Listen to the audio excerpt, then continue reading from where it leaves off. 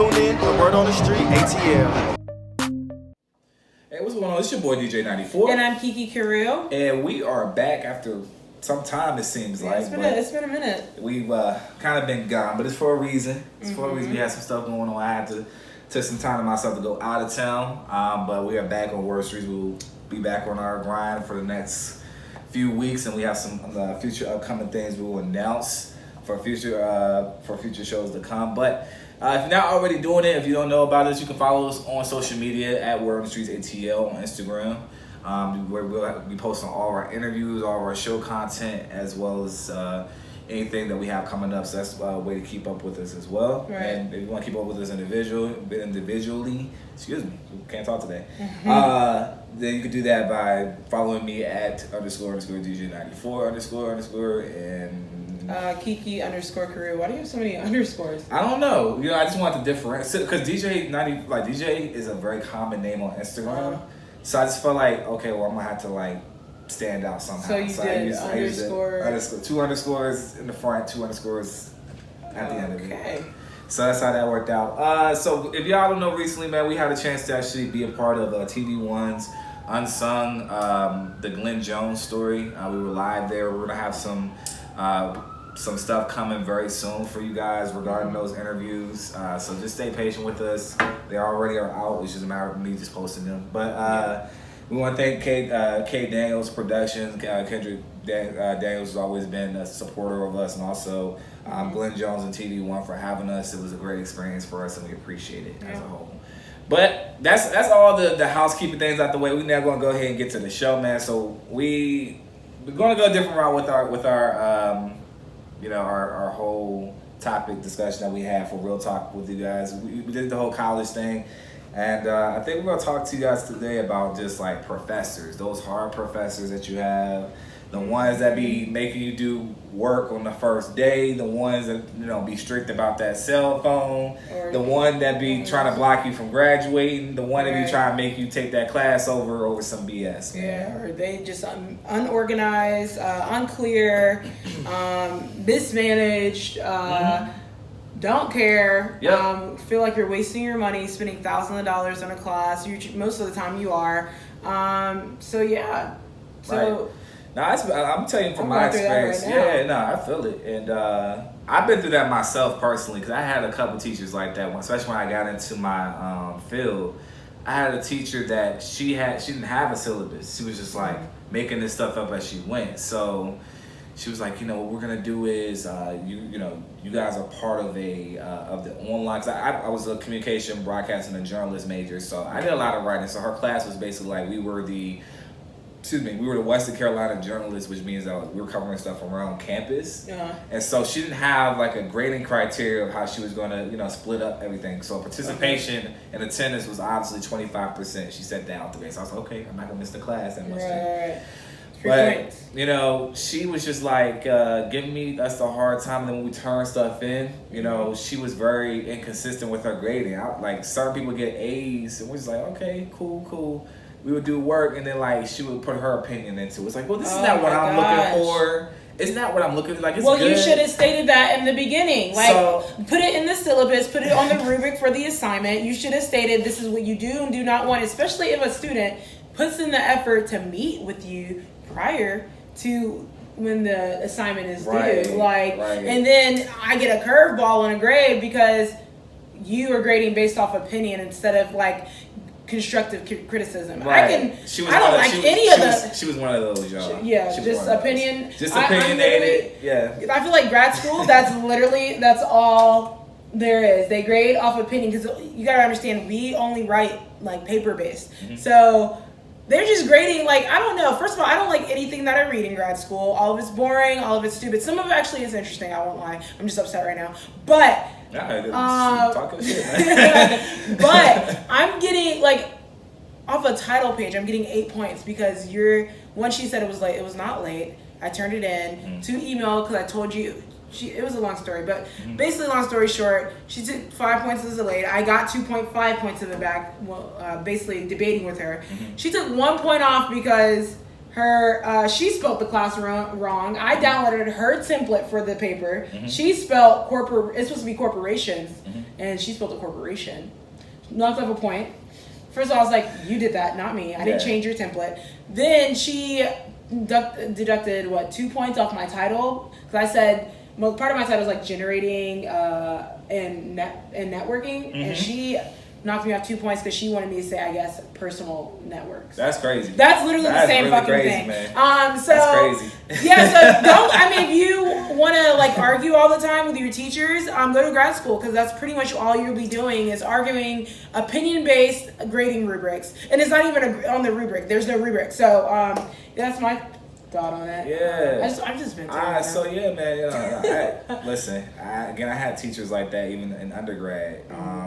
You know, and this was like critical classes I needed to graduate from. Right. They be playing with you. They be playing it with it. And I had to, it literally came down to the last week, y'all.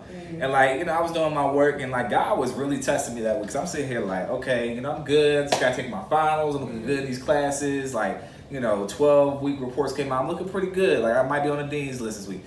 One of the classes with the teacher I've already had bad history with. You know, you always come back to these teachers down the line with anything you take when they're in your field. Yeah. So this is my second time taking. The first time she barely passed me over some technicality. She was like, you know, I'm just gonna do. She's like, she acted like she was doing me a favor. I'm sitting here like, wait, I do the work here, right? You're being opinionated and you didn't communicate. So this is why we're having this discussion now. So my advisor, when she told me when I came up with the schedule for my follow semester, she was like, well, you're gonna have to take her again for this other class. I'm saying, so there's no other teacher. There's no teacher around because she was it a capstone? It wasn't a capstone, but like, you know, it was a class that I need because she does anything that's journalism. So I took journalism 1. She does journalism 2 course as well. So I had to take her because she was the only one that was going to offer it within the time that worked. Because you know how student athlete were. I could have took it. But it would have been in the morning, which would have conflicted with weights and everything else. So my coach was like, yeah, switch that to the afternoon and stuff like that. Damn. All right, cool. So, yeah, so she hit me with the cheese where it was just like I had a B+ in her class, and then she put a recent paper in that was big, and it just took me down to like a D+. I said, wait. What? I said, what? I emailed what her. Did you get? A 30? I emailed her. She was like, yeah, first of all, I was just written in the wrong form. I'm like, I see, you know, you saw me for like 3-4 weeks checking in, and I did everything you asked me to do, and now you're saying, well, you want this, and it's just like, and so I was concerned. I'm like, I need a C at Western Carolina. You have to have a C+, which is 75 or better to get to your higher classes. To pass the class and get to a high school. This would have helped me back a year. I'm sitting here like, look, I ain't got time for this. I'm sitting there stressing. She not communicating. She taking her. And that's the thing about teachers. They take their sweet ass time. They're literally like law enforcement. Like if you get arrested and you need to be processed in paperwork and all that booked and all that kind of stuff, they're taking their time. Like no one's about to bail you out within 24 hours. You better wait until 48 hours. Same thing with teachers. You gotta roll up on the teachers, man. Yeah, you gotta pop up on their office, see what their other class schedules because they really be playing. Like they you don't be have playing time. with it, man. I'm sitting here like I ain't got time because you gotta understand. These teachers, they get paid regardless, as we covered earlier. Like, they gonna get their salary whether you fail or not. At the end of the day, like, if you fail, like, you gotta take that class back over again. What that means is you're there. You might be there another semester, or you may not be able to get to your internship without that class. And that was my situation, you know. So I had to literally write her an email. I probably harassed this teacher for like 3 weeks. I was like, look, I emailed you. I stopped by your door. You haven't been there during your office hours. Like, I'm not. It would be one thing if I wasn't doing the work and I'm trying to come to you and just last minute. But I did my work and I felt like you weren't being fair with this paper based off the curriculum you have put at the syllabus for this final paper for your class.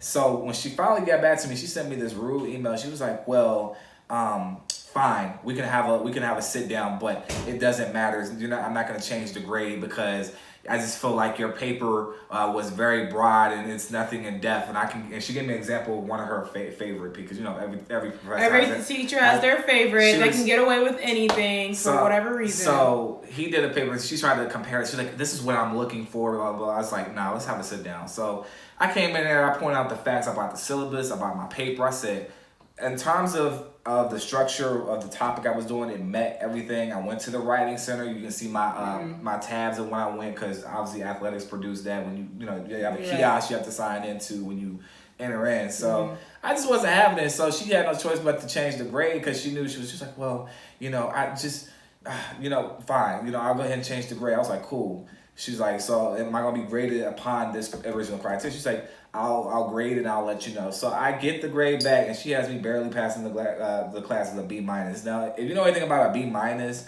it's like it's basically the equivalent of a C plus. Basically, it's not like it. Every school's grading system is different. Yeah, they do B minus, B plus. We don't do all that shit. We just do B minus point is system. GPA, man. Yeah. We just do point system. So it's just like some teachers are fucking dicks. Like I literally had a class where I'm doing good the whole class. Like he thought I was funny. Like we were cool. I always communicated with him. I always showed up because his major part of the grade was attendance. And then he was actually it was research methods, but in undergrad. Mm-hmm. And I turned him out final stuff, and I was like, okay, if I get this, or this, like I should finish whatever. So I did as best as I could. Like his work was hard. Got an finished with 89.7. I'm like, all right, dude. Like you see that I've been there every day. Like I haven't missed any classes. Mm-hmm. Blah blah. Finishes me with a B. Mm-hmm. I could have had a 3.75 that semester. Instead, I had a 3.5. Not complaining, but at the same time, it's like, dude, like 89.7. That's ridiculous. Like, I'm sorry, that's 30%. Hey. I don't know nothing about that, y'all. I was the student that was like, if I just get like 1C, I'm cool with it, Mm-hmm. I was a 2.9, like 3.0, so I don't know nothing about that honors college stuff. I did what I need to do to kind of like put myself in that. I mean, my cumulative GPA was a 3.2. Okay, but like, when it was all said, I was like at a 2.95. I was a highest. Like, was it high C plus, whatever the case may be. So I look, y'all. C's get degrees sometimes. That's my philosophy. If I got 1C that semester, it's like, all right, I got B here, I got A here. Trust me, I got my C's. I just balanced them well, like with the A's and B's, and it averaged out right on my end. For sure. And that's another thing. Like a lot of people in college, they don't. I don't think they take an effect. They listen to the counselors. Like I feel like, and their advisors. My advisor luckily was very good. And me and her sat down several times especially when it came close to graduation. But I feel like a lot of times they're just telling you what you need to hear when it comes to like what class you need to take next and all this stuff. Mm-hmm. But they're especially with student athletes, like you got to take in consideration like how your schedule's going to work. You're going to be busy. You're going to be traveling. Don't take.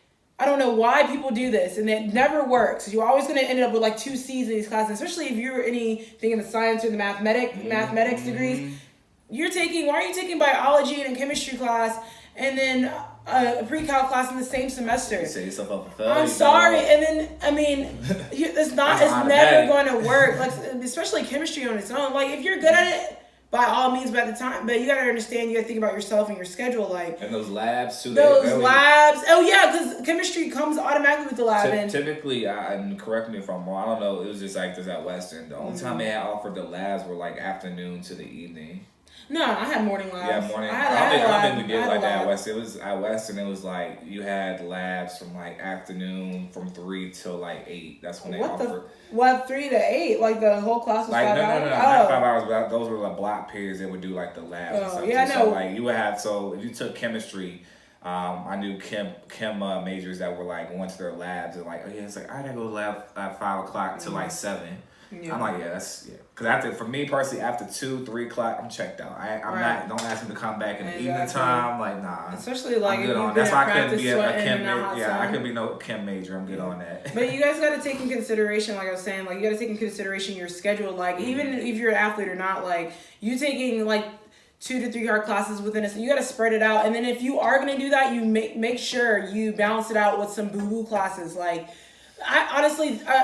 Personally, I'm against like taking yoga and soccer. Mm-hmm. Like, why are you paying for college to take yoga and soccer? But like, you go get a little minor degree, but the classes are still simple enough where you can get an easy A, easy B to help balance out the hard classes that you're doing. Like, go get a minor. Don't use your free electives to waste them on yoga, but by all means do it if you need to balance out your GPA, because when these advisors, they're loading up your schedule, they're not thinking about you. They're thinking about like, look, this is what you need to take in order to graduate. They don't care about your schedule and what else you got going on. So that's what I recommend. And also look at Rate My Professor. That shit, like, that works. Like taking into consideration. So Yeah, that's good. That's good advice. And we're gonna close it and end it there, man. Professors, man, they can be something else. But coming up, man, we got some stuff going on with the Lakers and sports, man. We're gonna cover all the playoff news right after this. We're on the streets ATL.